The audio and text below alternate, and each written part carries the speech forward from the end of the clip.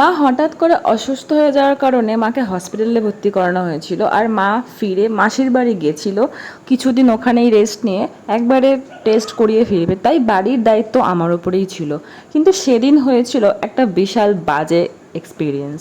সেদিনকে বাবা এনেছিল চিকেন, এবার আমি যখনই আদা রসুনের পেস্টটা করতে যাব তখনই উড়ে গেছে ঘরের ফিউজ।